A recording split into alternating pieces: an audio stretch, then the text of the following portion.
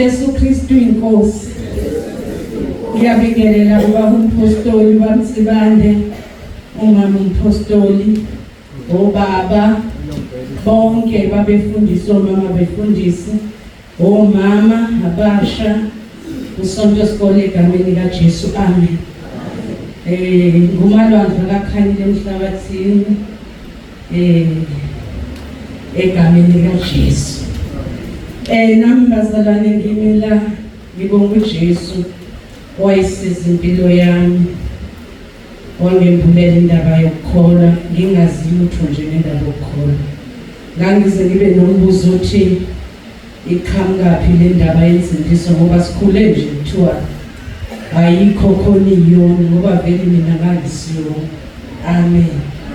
Khona into engithanda abazalwane ngithi sekwenele mase ngamukela uJesu ngingazi lutho nje ngokuvuna kwezono egameni likaJesu. Ngiyambonga uNkulunkulu ungena nomfundisi uhlongo ekhaya lezwi wayigqugquzela le ndaba yokuvunywa kwezono.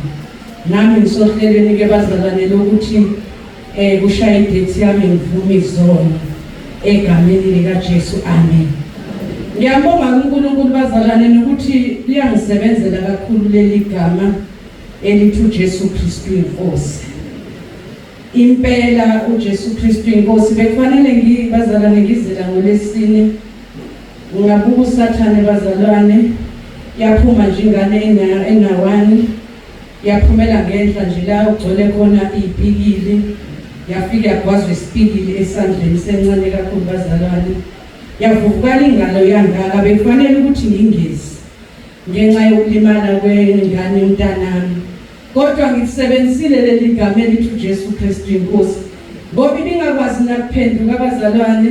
Isandla sesikhulu ngavuka ebusuku ngalimemeza ngathi uJesu KRISTU INKOSI, yavuka ingane isandla siphile egameni likaJesu. Siyabonga uNkulunkulu bazalwane, liyilo leli gama elithi uJesu KRISTU INKOSI. Kuthe ngingakagwini bazalwane, umntanami ngineke iwashingi nje lapha, uma ephuma ngizwe into ephuma kakhulu, ngithi zibulala iTV ingane endlini. USathane uzumbona thunjani kanti iyoyithela ewindini livuliwe, lahlakazeka iwindi yanengozane encane la. USathane ade ngivimbela ukuthi ingabi bikho kule nkonzo. Ngiyambonga uNkulunkulu ngalimemeza leli gama uJesu KRISTU INKOSI, ingane ayinayo ingozi enkulu. Siyabonga uNkulunkulu bazalwane, leli gama yikho ngithe bazalwane angivele ubala ngoba bese ngipintshekile ngalo, bengafanele ngilibize leli gama, mangilibiza kuhle. Kodwa njengoba ngivele ubala nje ngithi uJesu KRISTU INKOSI, uJesu KRISTU INKOSI ngempela. Kuzoqala inkonzo bazalwane ye-fasting ka-21 days, ngangiphezukwana uNkulunkulu engifundisa ngalo. Kanti uSathane bazalwane angeke ngisho kuningi ngoba kuzophuma ezinye izinto, ngizosho lokho nje. Bazalwane basho ukuthi ngingene kanye nebandla kule ndaba uNkulunkulu esafundisa mina ngaleli gama elithi uJesu KRISTU INKOSI, ukuthi fanele siqonde kangakanani ukuthi lisebenza kangakanani. Ngilibonile bazalwane ngiphila ngalo lokuthi uJesu KRISTU INKOSI noma kuphi bazalwane, ngoba noma angisho ukuthi ngumuntu ophuphayo, noma ngilele uNkulunkulu engibhulela bazalwane, ungibulele sikhulekela abantu nje sithi uJesu KRISTU INKOSI. Ngakho kodwa nje lokuthi uJesu KRISTU INKOSI baphila abantu egameni kanje. Ikhona leli gama elithi uJesu KRISTU INKOSI uyaphila. Ngiyanithanda kakhulu bazalwane, ngizohlala ngisezophuma ekhaya lezwi sengiwala.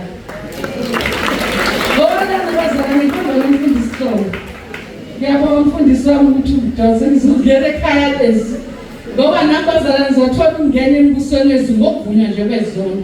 Ngiyabonga kakhulu uNkulunkulu ongene kumfundisi uHlongo, nami bazalwane ngamlandela. Ngiyabonga kakhulu uNkulunkulu anibusise egameni likaJesu. Amen.